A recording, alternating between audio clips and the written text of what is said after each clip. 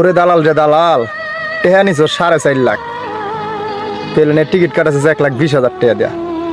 অনেক স্বপ্ন নিয়ে আইছিলাম প্রবাসে যে মাসে 50,000 টাকা কামাবো।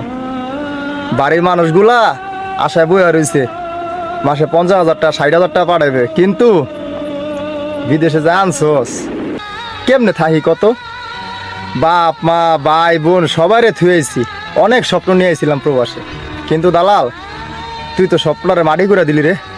কারণ কি জানোস, এ প্রবাসে আইয়া বিমানের থেকে নাইমা এয়ারপোর্টে খাড়া থাইকা না বুঝলাম ভাষা, না বুঝলাম কিছু, না পাইলাম কারো স্নেহ, না পাইলাম কারো মায়া। প্রবাসে আইয়া গলা কাটা মুরগির মতন মনে কর দৌড়ান লাগছে।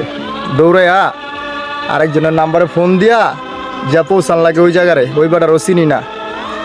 পাইতাছি খাওয়ানোর কষ্ট, পাইতাছি ঘুমানোর কষ্ট। বাড়ির মানুষ বইয়া রয়েছে, মাস পাড়াইলে টেয়া বাড়াইব, বাড়ির মানুষের মাথা হইয়া রয়েছে নষ্ট।